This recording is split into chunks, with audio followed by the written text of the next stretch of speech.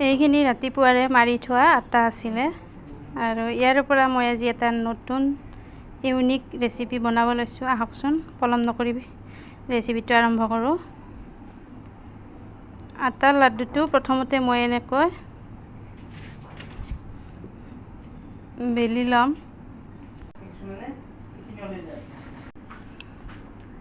আৰু এয়া ধুনীয়াকৈ একেবাৰে পাতলকৈ বেলি লৈছোঁ আৰু ইয়াতে অকণমান মই আটা দি ল'লোঁ। আটাখিনি দিলে মানে কাটিবৰ কাৰণে সহজ হ'ব, সেইকাৰণে অকণমান আটা দি ল'লোঁ।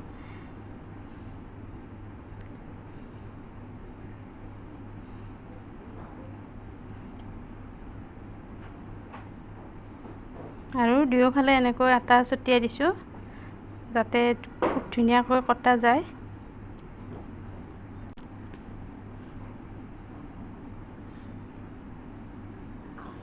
আৰু এতিয়া মই এনেদৰে চুৰি এখনেৰে দীঘল দীঘলকৈ কাটি লৈছোঁ।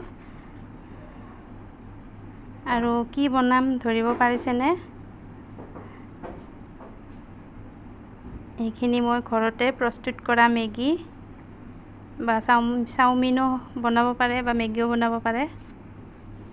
মই এয়া ঘৰতে বনাব লৈছোঁ।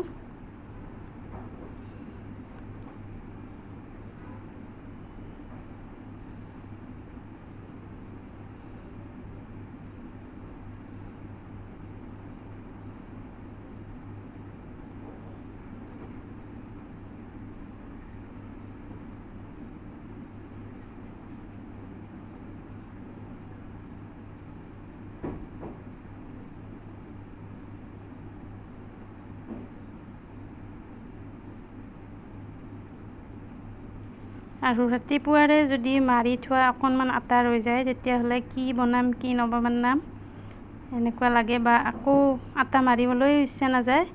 সেইকাৰণে এনেদৰে কিবা এটা বনাব পাৰি আৰু তৎক্ষণাতে। এতিয়া পানী উতলিবলৈ দিছিলোঁ আৰু ইয়াতে অকণমান নিমখ দি দিলোঁ।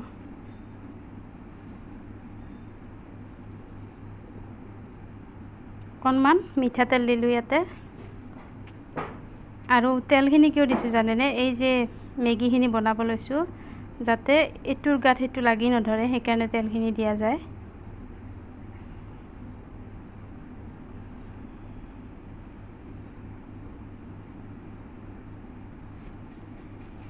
আৰু প্ৰথম অৱস্থাত খুব ধুনীয়াকৈ লাহে লাহে লাৰি দিছোঁ যাতে ভাঙি নাযায়।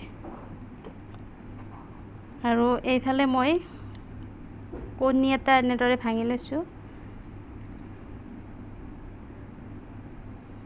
অকণমান নিমখ দিছোঁ, অকণমান জিৰাৰ গুড়া আৰু অকণমান মেগী মছলা আৰু এইখিনি কাশ্মীৰী পাউডাৰ দিছোঁ অকণমান যাতে কালাৰটো ভাল হয় সেইকাৰণে।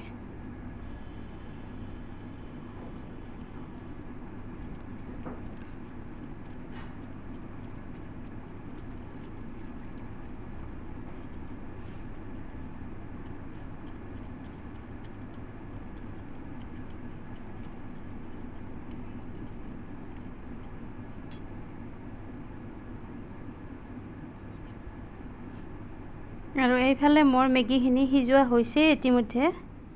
এতিয়া মই এইখিনি নমাই থ'ম।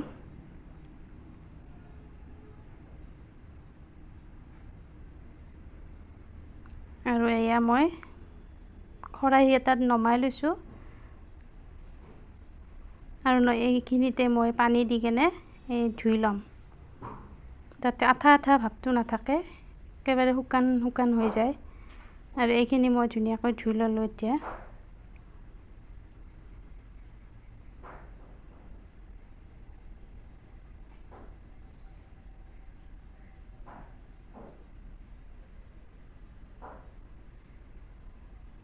এইফালে গেছত টাৱা এখন বহাই দিছোঁ আৰু অকণমান মিঠাতেল দি দিছোঁ।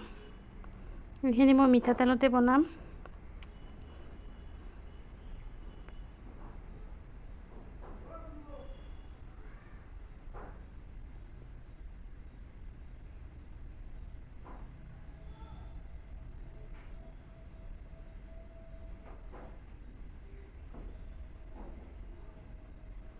আৰু এয়া মেগীখিনি মই কণীৰ এই মিশ্ৰণখিনিত ধুনীয়াকৈ সানি লৈছোঁ আৰু এনেদৰে মালপোৱাৰ নিচিনাকৈ খুব সাৱধানেৰে দিব লাগিব প্ৰথমতে যাতে মেল খাই নাযায় এনেদৰে দিছোঁ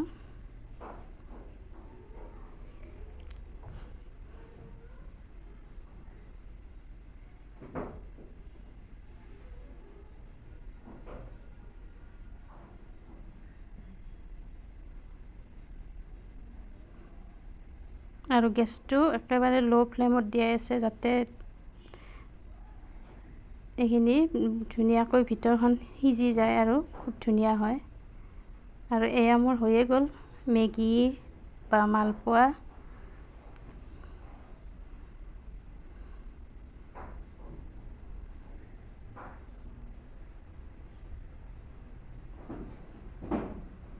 আৰু এয়া চচ দি লৈছোঁ এতিয়া